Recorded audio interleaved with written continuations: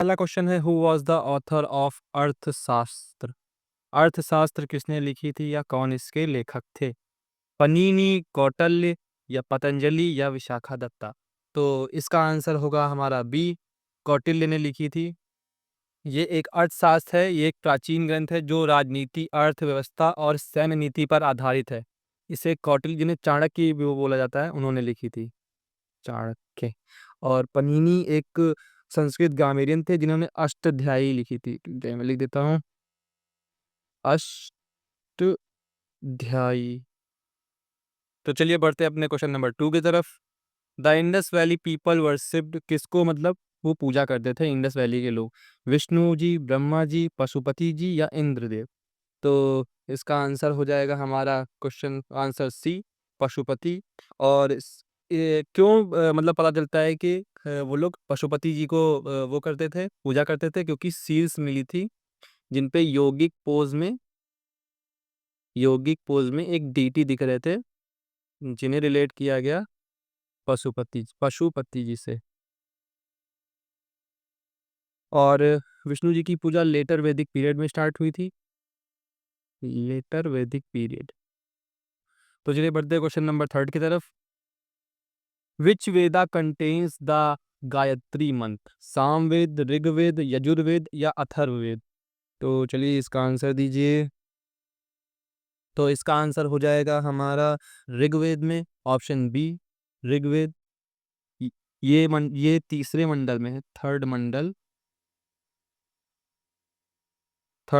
और जिसमें कि हाइम है 62, वर्ष हैं 10, और ये डेडिकेटेड है सविता देवता।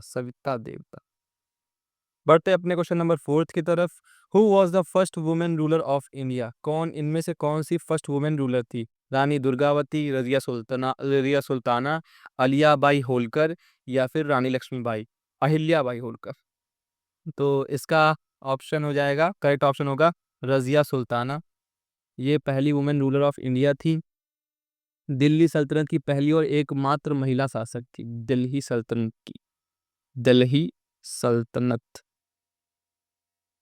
सल्तनत, हाँ सही। चलिए बढ़ते क्वेश्चन नंबर 5 की तरफ। विच modern ruler embrace Jainism?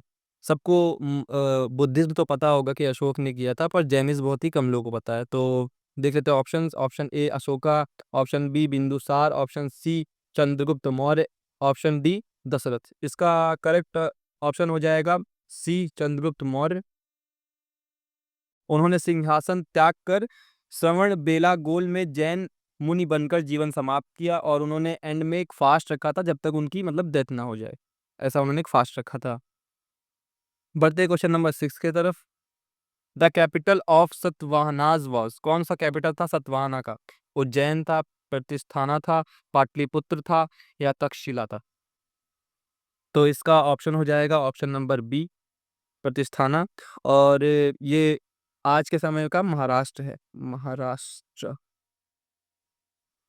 Ujjain capital था अवंती किंगडम का, capital of Avanti kingdom.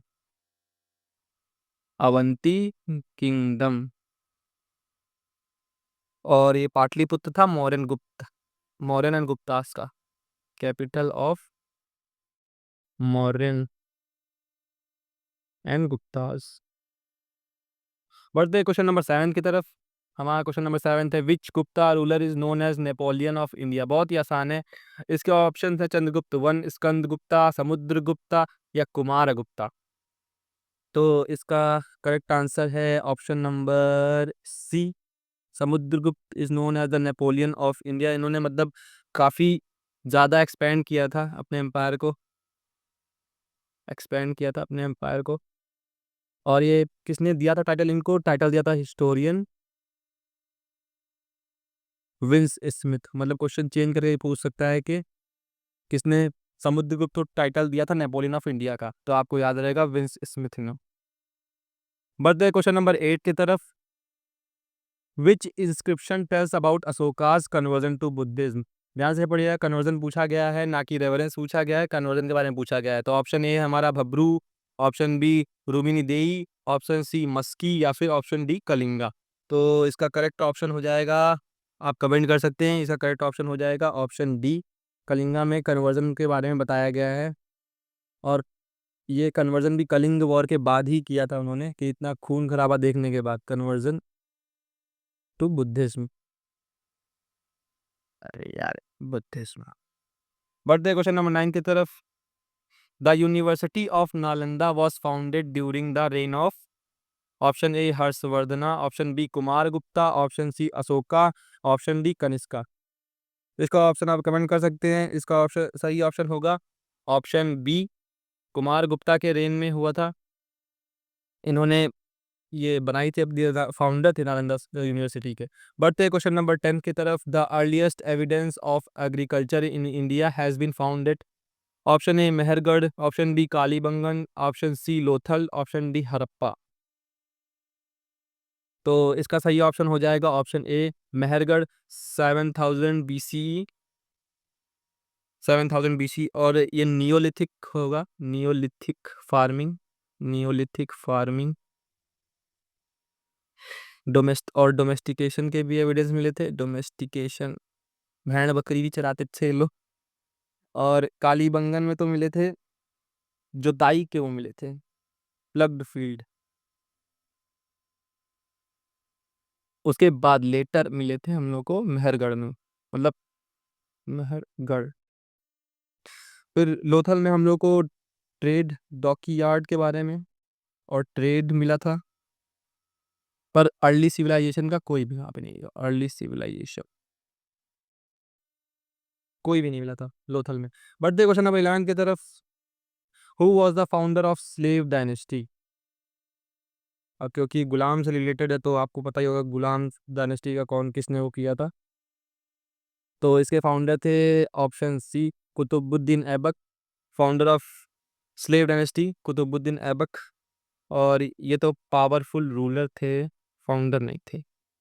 Powerful ruler, not founder. और ये आया ऐबक के बाद, आफ्टर ऐबक। इससे एक और रिलेटेड है कि इसने कुतुब मीनार ख़त्म किया था, मतलब बनवाना ख़त्म किया था। शुरू किसी और ने किया था, उसका भी एमसीक्यू थे, मैं बता नहीं सकता अभी, एमसीक्यू में देखेंगे। बढ़ते क्वेश्चन नंबर 12 की तरफ। Alauddin Khilji introduce market reforms to promote trade, ensure food supply to army, collect taxes या फिर इंक्रीज एग्रीकल्चर। तो इसका ऑप्शन, सही ऑप्शन आप कमेंट करिए। इसका सही ऑप्शन होगा option number B, ensure food safety to army. सेना के लिए सस्ती वस्तुएं सुनिश्चित करने के लिए इन्होंने मार्केट रिफॉर्म्स इंट्रोड्यूस किए थे। सस्ती चीजें, सस्ती वस्तुएं, सस्ती सामान टू आर्मी। वस्तुएं मैं लिख सकता हूँ, वस्तुएं। बढ़ते क्वेश्चन नंबर 13 की तरफ। Who build the Qutub Minar. Option number A है इल्तुतमिश, ऑप्शन नंबर बी है Qutbuddin Aibak, option number C Alauddin Khilji, option number D है फिरोज शाह तुगलक। तो इसका सही ऑप्शन होगा, इसमें ये नहीं पूछा गया कि किसने फिनिश किया था, इसमें पूछा गया है हु बिल्ट। तो मतलब मेनली अब इसमें दिया हुआ option number B, Qutubuddin Aibak Qutub Minar से रिलेट हो रहा है, तो इसका ऑप्शन नंबर बी हो जाएगा। बढ़ते क्वेश्चन नंबर 14 की तरफ। The battle of Talikota 1565 5065 led to the fall of which empire. Bahmani kingdom, Vijayanagara empire, Mughal empire या चोला एम्पायर। तो इसका भी आंसर बहुत ही आसान है, अगर आपने थोड़ा सा भी पढ़ा है तो इसका आंसर हो जाएगा हमारा option number B, Vijayanagara empire.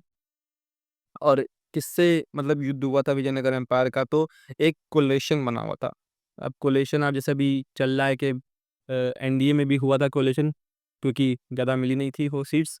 तो कोलेशन मतलब गठबंधन से सल्तनत हुई थी, सल्तनत का गठबंधन हुआ था, उसके उसी से हारे ये लोग विजयनगर एम्पायर। उसके बाद से इन लोगों का फॉल चालू हो गया। और बहामनी किंगडम तो पहले ही टूट रहा था छोटे छोटे किंगडम से, ब्रोकन इन स्मॉल किंगडम्स।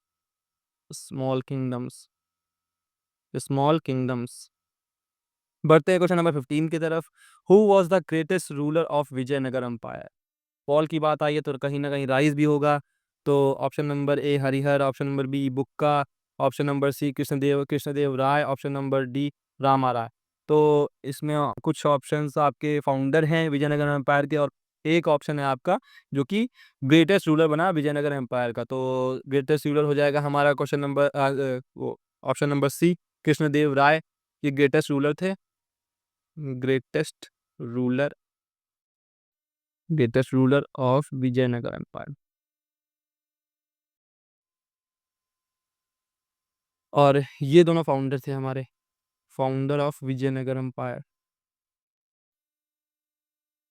बढ़ते क्वेश्चन नंबर 16 की तरफ। द इबादत खाना वॉज इस्टेब्लिश्ड बाई, इबादत खाना किसने इस्टेब्लिश किया था? अकबर ने करवाया था, जहांगीर ने करवाया था, या हुमायूं ने करवाया था, या शाहजहां ने करवाया था? इसका करेक्ट ऑप्शन आप कमेंट कर सकते हैं। तो इसका करेक्ट ऑप्शन हो जाएगा अकबर ने बनवाया था, मतलब इस्टेब्लिश करवाया था। बात तो जहांगीर ने शुरू की थी, मतलब सिर्फ डिस्कशंस हुए थे इनके में। जहांगीर, कुछ लोगों को लग रहा होगा जहांगीर, पर ऐसा नहीं, अकबर ने बनवाया था। ये डिस्कशंस जहांगीर के उसमें भी हुए थे। बढ़ते क्वेश्चन नंबर 17 की तरफ। The language of administration under the Delhi सल्तनत, मतलब किस लैंग्वेज में सब कुछ हो रहा था? कारोबार, या फिर जो रिकॉर्ड्स, या फिर सब कुछ किस कोर्ट में, उनके कोर्ट में कौन सी लैंग्वेज यूज़ हो रही थी? तो हिंदी यूज़ हो रही थी, या फिर संस्कृत यूज़ हो रही थी, या फिर पर्शियन, या फिर अरबिक? तो ये तो नहीं ही यूज़ हो रही होगी और ना ही ये, इन दोनों में से ही कोई होगा आंसर। तो चलिए बताइए, आप कमेंट कर सकते हैं तो आपको याद रहेगा अगर आपने कभी भी मतलब क्वेश्चन देखा कि हाँ, the language of administration under the Delhi सल्तनत वाज। इसका करेक्ट ऑप्शन हो जाएगा ऑप्शन नंबर सी, पर्शियन। ये दोनों अनऑफिशियल थी, अनऑफिशियल। बढ़ते क्वेश्चन नंबर 18 की तरफ। The mansabdari system was introduced by, mansabdari system किसने इंट्रोड्यूस किया था, कौन लाया था? तो इसके ऑप्शन है बाबर, अकबर, औरंगजेब, जहांगीर। तो मानसबदारी सिस्टम भी लाए थे हमारे बाबर जी, ओ अकबर जी, द ग्रेट अकबर, ऐसा लिखा हुआ है बुक में, पर ऐसा पता नहीं है कि नहीं है। तो इन्होंने मतलब कि कार्य प्रणाली पे, कार्य प्रणाली पे रैंक्स देना शुरू कर दी थी, रैंक्स। अरे यार, रैंक्स वही बोला जाता था कि मानसबदारी सिस्टम। बढ़ते क्वेश्चन नंबर 19 की तरफ। Shivaji, Chhatrapati Shivaji was crowned at Raigad in which year? 1664, 1674, 1680, 1660।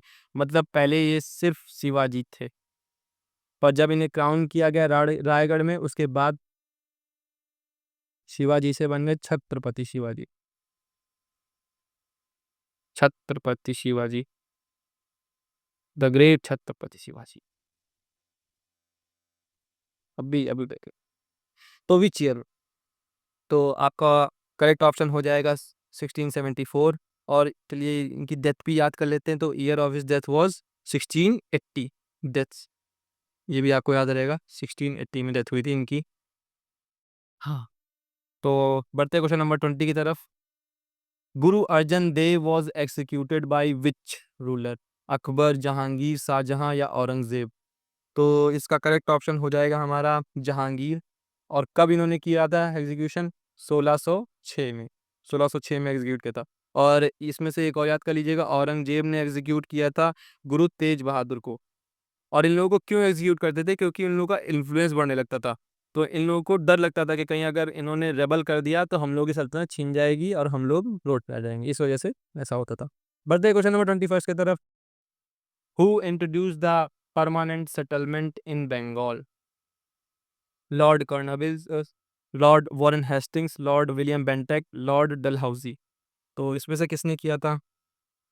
तो आपका करेक्ट ऑप्शन हो जाएगा ऑप्शन ए, लॉर्ड कॉर्नवालिस, जिन्होंने 1793 में किया था। फिक्स्ड लैंड रेवेन्यूज, मतलब कि फिक्स रहेंगे लैंड रेवेन्यूज, मुझे 10 करोड़ रुपए चाहिए तो चाहिए, चाहे आपकी खेती 5 रुपए ही क्यों ना दे रही हो। और किससे किया था? जमींदार से, जमींदार से। जो वॉरेन हेस्टिंग्स थे, इन्होंने इन्होंने एनुअल रेवेन्यू सिस्टम किया था, annual revenue, annual revenue settlement, जो कि परमानेंट नहीं था। बढ़ते क्वेश्चन नंबर 22 की तरफ। The revolt of 1857 started from where? Delhi, Kanpur, Meerut, या लखनऊ? मेरठ या लखनऊ, मीरठ भी बोल सकते हैं। तो इसका करेक्ट ऑप्शन हो जाएगा हमारा ऑप्शन नंबर सी, मेरठ में। और ये दिल्ली में इसका सेंटर हुआ था, दिल्ली मेन था। यहाँ से जो सिपाही सिपाही थे वो मार्च करते हुए गए थे दिल्ली। और इसको एक और नाम से बोलते हैं, ये रिवोल्ट सिंबॉलिक सेंटर था आफ्टर मीरत, आफ्टर मीरत। बढ़ते क्वेश्चन नंबर 23 की तरफ। Who was the first governor general of India? Governor general of India पूछा गया है। बंगाल का मैं बता दूं आपको, वॉरेन हेस्टिंग्स थे, बंगाल के वॉरेन हेस्टिंग्स। और first governor general of India थे लॉर्ड विलियम बेंटिक, ये थे, फर्स्ट थे। और कब बने थे, किस एक्ट से बने थे? चार्टर एक्ट 1883 से बने थे, चार्टर एक्ट 1883। चलिए बढ़ते क्वेश्चन नंबर 24 की तरफ। The Ilbert bill controversy occurred during tenure of? Option number A Lord Ripon, option number B Lord Lytton, option number C Lord Curzon, option number D Lord Wellesley. तो इसका सही option हो जाएगा option number A Lord Ripon. Allowing Indian जजेस with Europeans, Indian जजेस को allow कर रहे थे। चलिए बढ़ते क्वेश्चन नंबर 25 की तरफ। The Indian national Congress was founded in which year? 1885, 1880, 1890, 1875, 1885 में, 1880 में, 1890 में, 1875 में। तो इसका सही आंसर हो जाएगा 1885, ऑप्शन ए 1885। और किसने फाउंड किया था? एओ ह्यूमो, एओ ह्यूमे ने। फर्स्ट सेशन कब हुआ था इसका? आप कमेंट करके बताएंगे। प्लेस मैं बता दे रहा हूँ, बॉम्बे। और किसके उसमें डायरेक्शन में? WC बनर्जी।